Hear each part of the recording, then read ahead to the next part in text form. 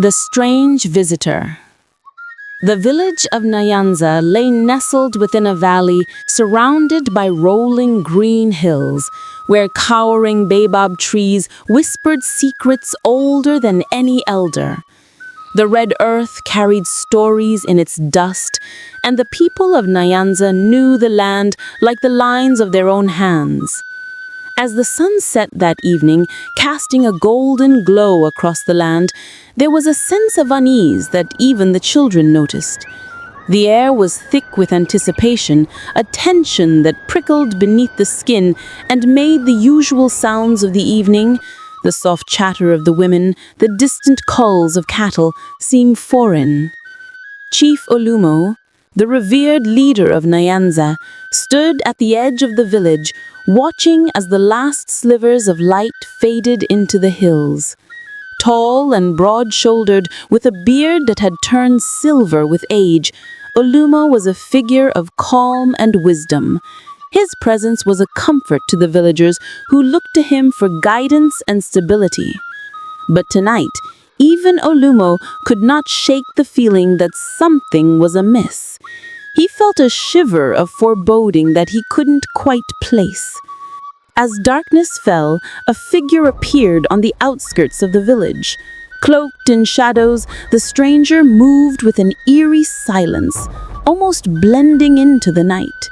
The villagers watched from their huts, their whispers hushed as the figure made their way to Olumo's residence. It was rare for any stranger to visit Nyanza, rarer still for one to come unannounced and under the cover of night. The chief stepped out of his home to meet the visitor, his expression one of caution. "Who are you, and what business do you have here?" he asked, his voice carrying a calm strength that concealed his growing unease. The visitor lifted their hood just enough to reveal eyes that shone with a strange light, filled with an ancient knowledge that made Olumo's heart beat faster. "Chief Olumo," the visitor began, their voice low and resonant like the rumble of distant thunder. "Your time of hiding is over. The shadows you thought you buried are beginning to stir. The truth you have concealed will soon rise." Olumo's face tightened, and a flicker of fear passed through his usually stoic expression. "I do not know what you speak of, stranger." "Oh, but you do," the visitor replied, their tone as unyielding as iron. "Your people trust you, but the foundation of that trust is built on secrets. Secrets that cannot stay buried forever. The winds are changing, and with them comes a reckoning." Olumo felt a chill run down his spine. He wanted to deny it, to call the stranger a liar, but something in their words rang with a truth he could not ignore. "What do you want from me?" he asked, his voice barely above a whisper. The stranger leaned closer, their breath warm against the night air. "To prepare you," they said softly, "for only the pure of heart will survive the coming storm." And with that, they stepped back, disappearing into the shadows as silently as they had come. Chief Olumo stood alone in the darkness, the visitor's words echoing in his mind. The village of Nyanza would not sleep that night, for a seed of doubt had been planted, and its roots were already beginning to take hold. The dawn broke quietly over Nyanza, casting long shadows over the village. But even as the morning sun warmed the land, the villagers felt the chill of the previous night's events. Whispers had spread, passed from one hushed conversation to another, weaving through the community like an invisible thread. Some spoke of omens, while others claimed it was the spirit of an ancestor sent to deliver a warning. Suspicion grew, and everywhere the people murmured, Chief Olumo's name seemed to linger like an echo. Among the villagers who listened carefully to these stories was Kofi, a young and spirited hunter known for his curiosity and courage. He had grown up admiring Olumo, the only leader he had ever known. Yet the stranger's cryptic words left him with questions he couldn't ignore. Kofi believed in the old ways and the strength of the village, but now he felt the pull of mystery, an urge to seek the truth, however uncomfortable it might be. Kofi wasn't alone in his curiosity. Ama, the village herbalist, and a woman of wisdom beyond her years, also sensed something was amiss. Though she rarely spoke of it, Ama possessed a deep knowledge of the ancient traditions and the old spirits that guarded their land. The previous night's events weighed heavily on her mind, and when Kofi sought her out, she was already waiting for him. "There's a shrine hidden deep in the forest," Ama told Kofi in a voice barely above a whisper. Her dark eyes held a mixture of caution and urgency. "It is a place the ancestors guard, a sacred ground. Chief Olumo knows of it, though he hasn't spoken of it in many years. I fear that shrine holds secrets that even he wishes forgotten." Kofi felt a shiver at her words, but his resolve only grew stronger. "Then I will go to this shrine, Ama," he declared, his voice steady. "I must understand what truly lies in Olumo's past." Ama reached out, grasping Kofi's hand firmly. "Be careful, young one. The forest holds both truths and dangers. Not all who seek the shrine return unchanged." As the sun began its descent, Kofi set off alone, following Ama's directions into the heart of the forest. The trees seemed to grow thicker with each step, their branches intertwining overhead, casting twisted shadows that danced in the fading light. He could feel the presence of the old spirits, a weight pressing against his chest, urging him to turn back. But his curiosity and determination kept him moving forward. Finally, Kofi reached a small clearing where stones marked the entrance to an ancient shrine. Strange carvings covered the stones, symbols of ancestors and the spirits of the land. He touched one of the carvings, and as his fingers traced the patterns, he felt a sudden rush of visions flood his mind. In a flash, he saw a young Olumo standing before these very stones, speaking words of power. He saw him draw upon a magic that connected him to the ancestors, a force he used to ensure his place as chief. The vision vanished, leaving him breathless, his heart pounding. With this knowledge, Kofi felt a heavy burden. Exposing Olumo's secret could shatter the trust of the villagers, but staying silent felt like a betrayal to the land itself. As he made his way back to Nyanza, he knew one thing for certain. He could no longer see Olumo as he once had. The village was quiet that night, yet Kofi's mind was anything but. The visions he had seen weighed on him heavily. He couldn't reconcile the respected chief he'd grown up admiring with the image of the young man he'd seen harnessing forbidden magic. Unsure of what to do, Kofi sought out Ama the next morning, hoping she could help him understand what he'd witnessed. Ama listened intently as Kofi recounted the events at the shrine, her eyes darkening with each word. When she finished, she sighed deeply. "I feared this day would come," she murmured. Olumo's power was never his own. It came from the ancestors, but he did not use it as it was intended. He believes he has protected us but in truth, he has bound us to a dangerous cycle." Her words brought a clarity to Kofi's mind. "Then the stranger was right," he said, his voice barely above a whisper. "Olumo has built his rule on deception." Just then, a voice interrupted their conversation. Kojo, Olumo's nephew, and a young man known for his ambition, had been listening nearby. Kojo's eyes gleamed with a mix of shock and excitement. "If this is true," he said, stepping forward, "then we must tell the village. The people deserve the truth." Kofi frowned. Kojo had always envied Olumo's power, and he couldn't ignore the eagerness in his tone. But Kojo's words were not wrong.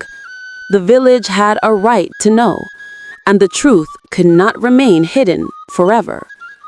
Reluctantly, Kofi nodded. That evening, the villagers gathered in the central square, a mixture of curiosity and apprehension filling the air. Kofi stood before them, his hands trembling as he prepared to speak. But before he could begin, Kojo raised his voice, seizing the moment. "Our chief has hidden a dark secret from us. He has used magic forbidden by the ancestors to hold on to his power, deceiving us all. Is this the leader we want?" Gasps spread through the crowd as they turned to Olumo, whose face was unreadable.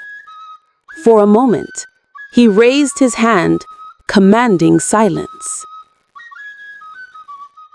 "I did what I thought was necessary to protect Nyanza," Olumo began, his voice calm but burdened. "There was a curse upon our land, a curse of droughts and famine. I believed that by using the ancestors' power, I could protect us from ruin."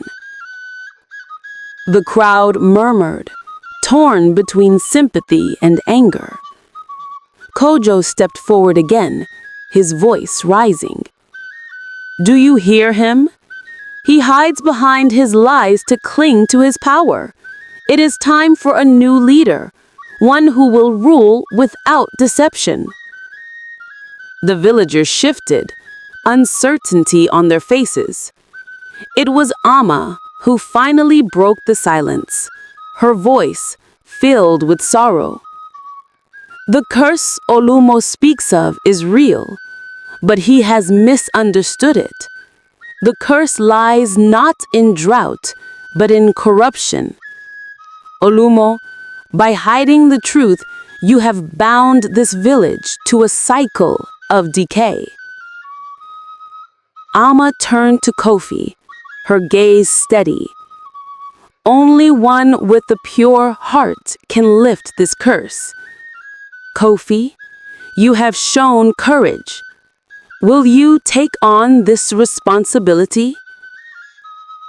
The village waited in silence as Kofi accepted the ancient talisman Amma handed him, feeling its weight in his hand and in his heart.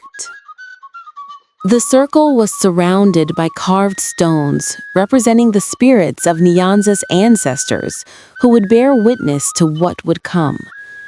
Kofi, holding the ancient talisman, stood in the center, his heart racing as he prepared for the ritual that would determine Nyanza's fate. Amma stood beside him, guiding him with instructions passed down through the ages. "Speak from your heart, Kofi," she whispered, her voice steady and calm. "The ancestors will hear your words, and your intentions will be weighed."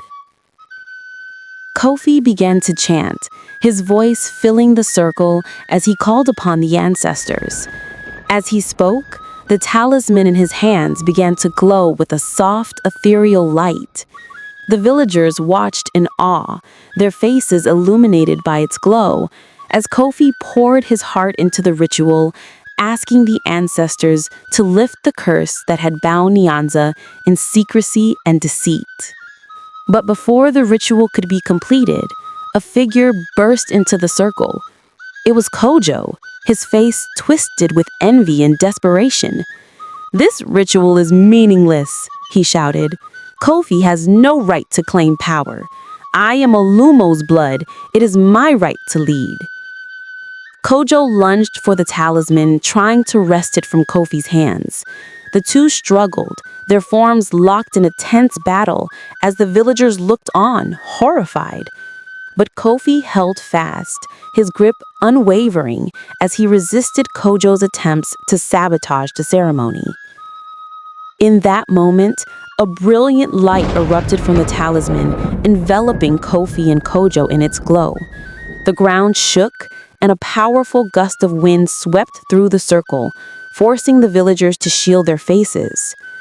When the light faded, Kojo was on his knees, defeated, and the talisman shone brightly in Kofi's hands. The skies above began to darken, and thunder rolled in the distance. Then, as if by a miracle, the clouds opened, and rain began to pour. A rain so pure it washed away the dust of the drought and nourished the parched earth. The villagers cheered, their voices mingling with the sound of the falling rain. Kojo retreated, his intentions exposed for all to see. Kofi had passed the test, his integrity shining like a beacon for all of Nyanza. As the rain fell, restoring life to the land, a feeling of renewal swept through Nyanza. Yet, even with the skies opened, a lingering tension held Kofi and the villagers in their grip. Kofi had passed the test, and the ancestors had answered his plea, but he knew his journey was far from over. The ancient curse had been broken, but there were still questions that needed answering. That night, as the village celebrated the long-awaited rain, Kofi slipped away to the edge of the forest, where the ancient shrine lay hidden among the trees. Alma joined him quietly, her eyes wise and knowing. She had sensed that Kofi's task was not yet complete. "The ancestors are pleased, Kofi," she told him as they reached the shrine. "But they left you with a final message, a warning." As they stood before the shrine, Kofi felt the air grow heavy, the silence around them deep and powerful. Then, a voice echoed from the stones, a whisper carried on the wind. It was a voice both distant and familiar, the voice of the ancestors. "Kofi," the voice intoned, "you have proven yourself worthy, but know this. Nyanza's strength lies not only in its leader, but in its people. If division and envy take root, the curse will return. Only through unity can true prosperity endure." The words left Kofi shaken. He understood the ancestors' warning. While the curse had lifted, Nyanza's fate was still fragile. Kojo's jealousy and Olumo's secrecy had planted seeds of discord, and those seeds could still grow if left unchecked. To truly lead, Kofi would need to heal these wounds and foster unity within the village. With a heart both heavy and resolved, Kofi turned to Ama. "I will need your wisdom to guide me," he said, his voice filled with determination. "This journey is not mine alone. We must show the village a path forward." Ama nodded, her face solemn. "Then let us begin with truth, for only in truth can trust take root." The next day, Kofi called a gathering in the village square. The people assembled, their faces still marked by both relief and lingering uncertainty. Kojo stood off to the side, his expression dark with resentment, while Olumo remained silent, watching with a weariness that came from bearing the weight of his secret for so many years. Kofi stepped forward, addressing the village with a voice clear and strong. Our village has been blessed by the ancestors. The rain has come and the curse has lifted. But our journey does not end here. There is one more truth we must confront before we can truly move forward. He turned to Olumo, meeting the chief's eyes with a gaze filled with both respect and challenge. Chief Olumo, the people of Nyanza deserve to hear your story.